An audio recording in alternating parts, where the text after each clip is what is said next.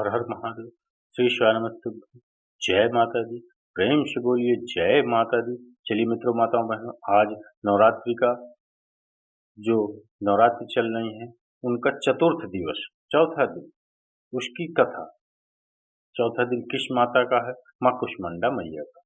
तो चतुर्थ दिन की कथा, माँ कुष्मांडा मैया की कथा, मैं आप सभी शिव भक्तों को माँ की कृपा आशीर्वाद से, उनकी प्रेरणा से आप सभी शिव भक्तों को सुनाने का पूरा प्रयास करूंगा। और आपको अगर ये वृत्तांत, माँ का वृत्तांत, माँ कुष्मांडा मैया की कथा आप सभी शिव भक्तों, माताओं बहनों को, माँ के पावन भक्तों को अगर अच्छी लगे तो उनकी कथा के लिए एक लाइक और कमेंट्स में जय माता दी लिखना बिल्कुल मत भूलिएगा मित्रों। और इस कथा को, माँ के गुणगान और महिमा को अंत तक अवश्य सुनिएगा, क्योंकि माँ की महिमा है, उनका गुणगान है, तो उनका अनादर बिल्कुल मत करिएगा, बीच में छोड़ करके मत जाइएगा, क्योंकि ज़्यादा समय आपका नहीं लगेगा, 2-4-5 मिनट का समय आप देंगे, लेकिन माँ का गुणगान और महिमा अधूरे में छोड़ना गलत है मेरे हिसाब से। बाकी आपकी कृपा, आपकी इच्छा, आप तो सभी शिव भक्त, माता के भक्त हैं, तो आप जो भी करेंगे उनके हिसाब से ही करेंगे। माँ को प्यार करते हैं आप, उनसे आशीर्वाद पाने के लिए ही करेंगे। तो चलिए मित्रों, जानते हैं, ज़्यादा समय ना आप सभी शिव भक्तों को लेते हुए समझते हैं, जानते हैं माँ के विषय में और कथा। देवी कुष्मांडा दुर्गा के चौथे स्वरूप को कुष्मांडा कहते हैं और चौथे नवरात्र के दिन इनकी आराधना की जाती है। इसका अर्थ है पूरा जगत उनके पैर में। कहा जाता है कि जब सृष्टि का अस्तित्व नहीं था, तब कुष्मा देवी ने ब्रह्मांड की रचना की थी। तब से माना जाता है कि पूरा जगत उनके पैर में है। कुष्मांडा माता के शरीर की कांति और प्रभा भी सूर्य के समान ही दैव्यवान है। वह इनके तेज और प्रकाश से दसों दिशाएं प्रकाशित हो रही हैं। माँ कुष्मांडा की 8 भुजाएं हैं, अतः ये अष्टभुजा देवी के नाम से विख्यात भी हैं। अष्टभुजा देवी के 7 हाथों में कमंडल, धनुष, बाण, कमल, पुष्प, अमृत, पूर्ण, कलश, चक्र तथा गदा है और 8वें हाथ में सभी सिद्धियों और निधियों को देने वाली जप माला है। कुष्मांडा माता का वाहन सिंह है।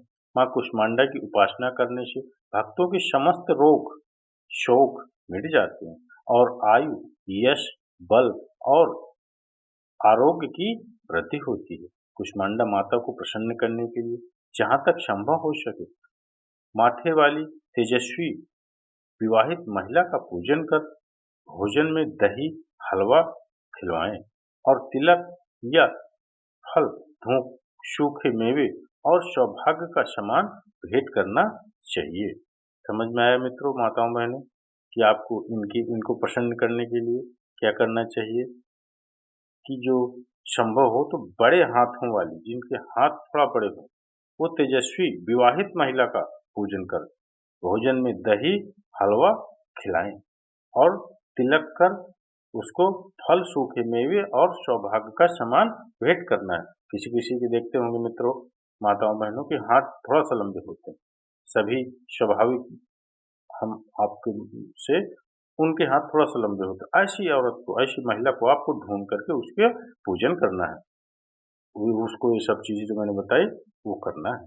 चलिए, इनकी स्तुति मैया का, माँ कुष्मांडा मैया का स्तुति जो मंत्र है, सुराशं पूर्ण कलशं रुधिराप्तलूमेव च दधाना हस्त पद्माभ्यम कुष्मांड शुभदास्तु मे। तो माताओं बहनों, ये उनका मंत्र श्लोक। तो चलिए कथा जानते हैं, माँ कुष्मांडा मैया की कथा। पौराणिक कथाओं के अनुसार जब संसार का अस्तित्व ही नहीं था, तब चारों ओर केवल अंधकार था, कोई सृष्टि नहीं थी, कोई जीव नहीं था। तब देवी ने अपने दिव्य तेज से इस ब्रह्मांड की रचना की। अपनी हल्की मुस्कान, मंद मस्त से उन्होंने पूरे ब्रह्मांड को उत्पन्न किया। इसलिए उन्हें सृष्टि की आदि शक्ति भी कहा जाता है। जब कोई भी शक्ति इस ब्रह्मांड का निर्माण नहीं कर सकी, तब माँ कुष्मांडा ने इसे अपनी हंसी से उत्पन्न कर दिया। उनकी इस शक्ति के कारण ही उन्हें कुष्मांडा कहा जाता है। यह देवी की आदि शक्ति के रूप में मान्यता है, जो ब्रह्मांड के हर कण में विद्यमान है। वे सृष्टि के हर हिस्से को ऊर्जा प्रदान करती है और जीवों के जीवन शक्ति का संचार करती है। माँ कुष्मांडा की पूजा से स्वास्थ्य, समृद्धि और सकारात्मक का संचार होता है। वे भक्तों के रोग, शोक और दरिद्रता का नाश करती हैं और उनके जीवन में नई ऊर्जा और उमंग का संचार करती हैं। पूजा का महत्व उनकी माँ कुष्मांडा की पूजा करने से भक्तों को दीर्घायु, आरोग्य, समृद्धि और अन्न धन की प्राप्त होती है। ऐसा माना जाता है कि देवी की कृपा से साधक के जीवन में सकारात्मक ऊर्जा का संचार होता है और उसकी सभी प्रकार की कठिनाई समाप्त हो जाती है। देवी कुष्मांडा की आराधना करने से भक्तों को आंतरिक शक्ति, आत्मविश्वास और मानसिक शक्ति प्राप्त होती है। साथ ही उनके आशीर्वाद से जीवन में समृद्धि और सुख शांति का आगमन होता है। चौथे दिन साधक को अपने मन को शुद्ध करके देवी की पूजा करनी चाहिए। माँ कुष्मांडा की आराधना से जीवन में सकारात्मक ऊर्जा और खुशियों का संचार होता है और सभी रोग, शोक और दरिद्रता का नाश होता है। तो प्रेम से माँ मैया कुष्मांडा की आपको आराधना चौथे दिवस करनी है और उनसे प्रार्थना और निवेदन करना है, जो भी आपकी तकलीफें, दुख है, कि माँ, हे मैया, मेरे इन कष्टों और दुखों को आप हर लीजिए। आपने मुझे ये जीवन दिया है, आपके ही प्राणवायु से मेरा ये जीवन चल रहा है।